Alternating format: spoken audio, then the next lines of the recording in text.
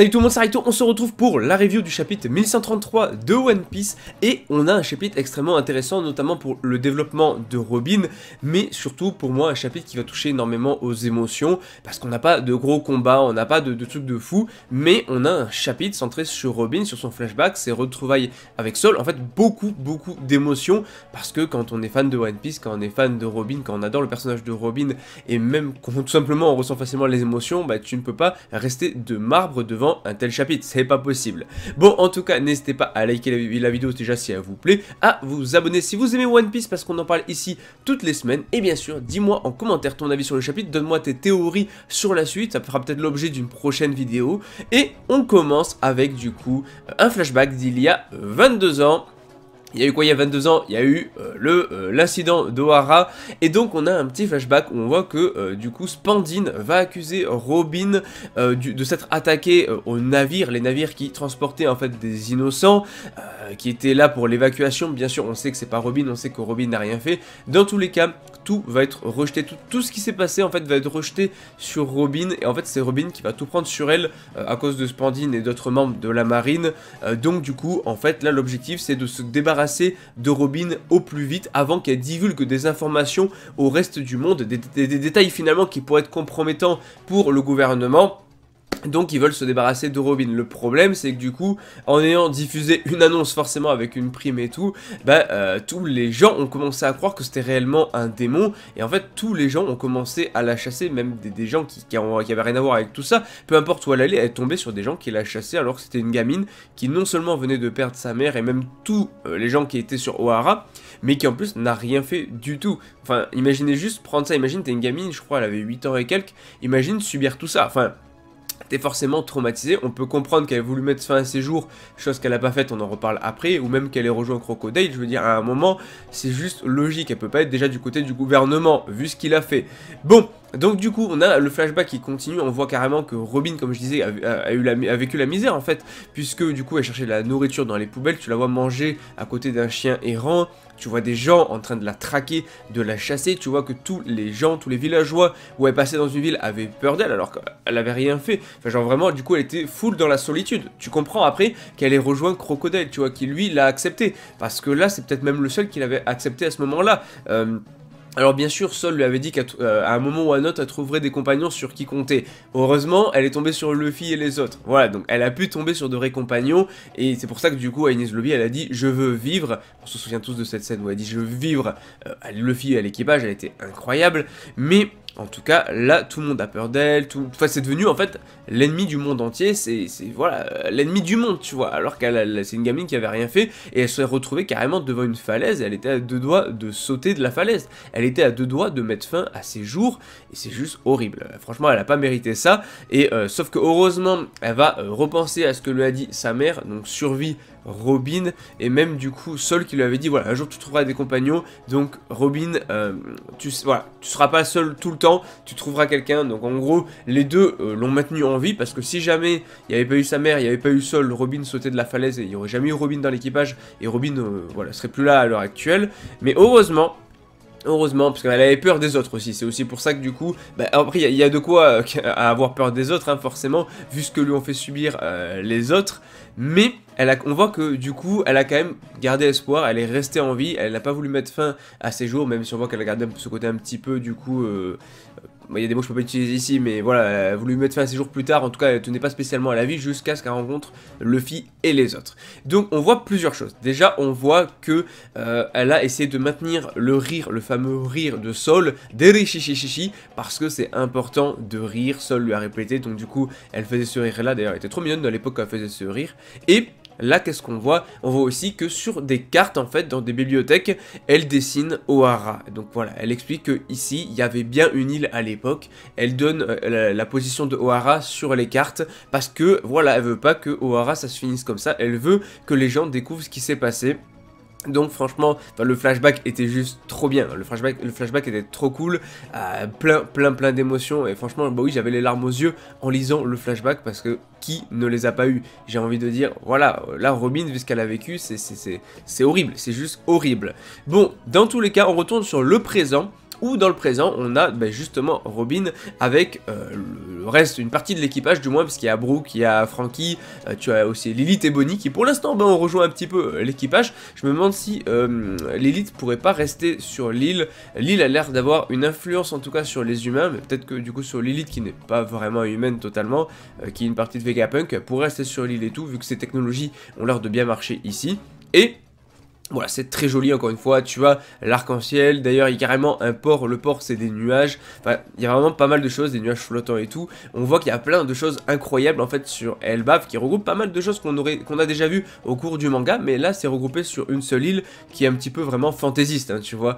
Donc Luffy, Usopp arrivent, on voit qu'eux aussi ils ont la tenue, forcément ils avaient déjà la tenue, mais Robin et tout les voit avec la tenue d'Elbaf, même Nami a remarqué que Robin s'est coupé les cheveux, Robin elle a vu que Nami avait aussi la tenue d'Elbaf. Bref, ils arrivent sur quoi? Sur ce qu'on appelle un Sval. En gros, c'est une sorte de navire qui va naviguer en utilisant en fait directement les îlots Nimbus, donc les sortes d'îles de nuages flottants. Donc c'est assez intéressant, c'est une sorte de navire, voilà, qui navigue dans le ciel, j'ai envie de dire. Et très intéressant parce qu'on a aussi les retrouvailles entre Ashrodin et Luffy qui sont franchement très très cool. Pourquoi? Parce que Ashrodin, je rappelle, fait partie de la flotte de Luffy. Alors encore une fois, Luffy le dit, il veut pas te subordonner, mais ils le font parce qu'ils en ont envie, c'est ça. Ou encore une fois, Luffy devrait rien dire puisque Luffy est celui qui veut libérer les autres, donc il doit libérer les autres. Donc logiquement, voilà, si Ashrodin a envie de l'aider, il l'aide tout simplement. Mais c'est cool, voilà, parce qu'on voit un petit peu l'équipage des géants, enfin le nouvel équipage des géants, et donc on voit un petit peu certains membres de la flotte de Luffy, donc on avait déjà vu dans les chapitres précédents, hein. Donc il y a Ashrodin, mais surtout il y a Gerd, Goldberg, etc. Donc ils sont dans l'équipage des géants, donc on les avait déjà vus, on voit d'ailleurs que Rod est attaché juste derrière avec des chaînes, mais voilà, au moins comme ça Luffy découvre un petit peu, même s'il s'en fiche un petit peu, les subordonnés de Ashrodin et ses subordonnés à lui, tout court, j'ai envie de dire. Et donc là, forcément, ils vont parler de Big Mom. Oui, la défaite de Big Mom a retenti partout, parce que défaite d'un empereur, forcément, tout le monde en entend parler, même à Elbaf c'est parvenu, tu vois. D'autant plus que Shanks est à Elbaf, peut-être même Shanks qui a fait parvenir la nouvelle, je sais pas. Mais ce qui est sûr, c'est qu'ils sont trop contents. Pourquoi? Parce qu'elle a fait une dinguerie à Elbaf, Big Mom. Donc en fait, les géants détestent Big Mom, donc ils sont contents d'avoir appris la nouvelle, même si on voit que Gerd était du moins amie avec Charlotte avant, tu vois, elle était amie avec Big Mom avant, jusqu'à ce qu'elle commette ce crime-là impardonnable, mais c'est assez marrant de voir qu'effectivement, elles étaient amies. Bon, il y a le banquet qui va arriver, mais le banquet, ça va attendre. Voilà, pour l'instant ce qu'on sait c'est que Saul lui du coup apprend l'histoire dans les écoles, voilà il est devenu enseignant, voilà il enseigne un petit peu ce qu'il y a dans les livres et tout. Je rappelle qu'encore une fois on avait vu que les livres d'Ohara avaient été évacués par les géants, que les livres d'Ohara, donc qui contiennent énormément d'informations et une grosse partie de l'histoire, ils sont ici à Elbaf. Donc c'est intéressant parce que Saul doit enseigner un petit peu tout ça aux jeunes géants, voilà, histoire de savoir un petit peu comment fonctionne le monde. Et là maintenant c'est l'heure des retrouvailles, j'ai envie de dire c'est l'heure des retrouvailles. Bon, Dory Broggy et tout vont préparer à manger pour le banquet, mais là on arrive où? Encore un très beau paysage, il n'y a que des beaux paysages finalement à Elbaf. On a la source des guerriers, l'endroit où se trouve la bibliothèque du hibou. Alors, la bibliothèque est trop stylée, perchée en haut d'un arbre avec des cascades autour et tout. On voit que c'est en bois, ça fait maison un petit peu viking, tout ça. Et il y a une sorte de source au sol, et ça fait un petit peu plage parce que, en fait, on voit que à partir de certaines parties de l'arbre qui se sont fossilisées avec le temps, ça donne un peu comme une impression de sable. Alors il n'y a pas de vagues, il n'y a pas de marée haute, de marée basse, mais en fait on peut avoir des vagues avec la cascade. Donc finalement ça revient un petit peu au même puisque les chutes d'eau provoquent des vagues. Donc vraiment pour des humains c'est une plage, tu vois. Pour les géants peut-être pas, c'est une simple source, mais pour les humains c'est une plage carrément. Donc Luffy il est en mode vas-y j'y vais et tout, et là, on arrive... alors, il n'y a pas Zoro et Jinbei d'ailleurs, on les voit pas trop dans le chapitre, je sais même pas si on les voit dans le chapitre ou pas, en tout cas on les voit pas exprimer leurs émotions à la fin du chapitre sur les retrouvailles de Robin. On a quelqu'un qui débarque, qui dit Saul est tombé au sol et tout le monde panique un petit peu, et là Robin le voit et elle rigole. Elle rigole, pourquoi ? Tout simplement parce qu'elle va s'approcher, déjà elle va dire je vais y aller toute seule et tout, elle va aller le voir toute seule. Pourquoi est-ce qu'elle rigole? Parce que il va se lever d'un coup, lui faire peur. Bon ça marche pas, mais c'est littéralement la même scène que lors de leur rencontre. Je trouve ça hyper bien pensé de la part de Oda. Franchement la symbolique est magnifique, on a littéralement la même scène. Voilà, rappelez-vous que la rencontre entre Sol et Robin, c'était exactement cette scène-là. Il a refait la même scène. C'est trop bien, c'est trop cool, ça fait plaisir, c'est full émotion finalement. Et donc bon, ça ne marche pas, hein, puis bon, c'est plus... Déjà, ça marchait pas à l'époque, ça marche encore moins maintenant. Sauf que, petite différence, c'est que là, on voit qu'elle a le sourire Robin. Et ça fait plaisir, ça fait plaisir. Ces retrouvailles là de base font plaisir parce que vu ce que Robin a vécu dans sa vie, je suis content que ça au moins, ça se passe bien pour elle, tu vois. Qu'il y a au moins un truc cool dans sa vie, en plus d'avoir rencontré l'équipage de Luffy bien évidemment. Mais on voit qu'il a le même rire, rire qu'on n'oubliera jamais. Alors, on n'oubliera jamais. Et... justement, elle lui parle de son rire et tout. Et donc voilà, ancien vice-amiral de la marine et bienfaiteur de Robin, le voilà, Sol et tout. Et il lui dit clairement qu'elle ressemble vraiment de plus en plus à sa mère. Et effectivement, oui, elle ressemble de plus en plus à sa mère, c'est un fait. Et... elle a les mêmes yeux, le même regard, même physiquement, elle lui ressemble de fou. Et justement, il lui demande est-ce qu'elle aussi a entendu la voix de Vegapunk. Alors forcément, elle était à Ed, donc elle n'a pas tout entendu et tout. Mais la voix d'Ohara a porté grâce à Vegapunk. Puisque l'histoire est écrite par les vainqueurs, c'était les derniers mots d'Ohara, tu vois, et il a diffusé le message, finalement, la volonté d'Ohara grâce à Vegapunk. Voilà, il a fait son boulot de scientifique, il n'a pas forcément pris parti pour le bien ou le mal, mais il a diffusé les informations comme il se devait, il a sauvé l'honneur d'Ohara, il a diffusé ce que Ohara voulait dire au monde entier. Donc on peut dire merci à Vegapunk qui, grâce à ça, a pu perpétuer la volonté d'Ohara. Donc voilà, Vegapunk, le GOAT, finalement qui est toujours en vie, hein, parce que même si le vrai corps est mort, t'as Lilith qui se balade et puis t'as les autres qui sont en train de se reformer je sais plus où. Donc bon, d'un côté il n'est pas réellement mort Vegapunk, hein, donc... Bon, sinon, pour ce qui est de Sol, faut qu'on en parle. Alors, comment est-ce qu'il est en vie? Comment c'est possible? Déjà, voilà, au moins, on a une explication. Bon, finalement, l'explication est simple. Avec les explosions d'Ohara, il y a eu forcément des incendies, du feu, de la chaleur. Ça a fait fondre la glace de Aokiji. Et donc, il s'est retrouvé dans la mer avec des giga brûlures, tout simplement. Alors, est-ce que c'est lui, le fameux homme à la brûlure, ou pas du tout? On ne sait pas. Sachant que Kid était parti à sa recherche et qu'il a fini à Elbaf, c'est potentiellement lui. Mais dans tous les cas, il a pris cher. Mais ce qui est logique en soi, puisqu'il y a eu les brûlures de la glace, je présume que logiquement la glace ça peut brûler, et en plus les brûlures qu'il y avait grâce à l'incendie, dans tous les cas il a pris vraiment très cher.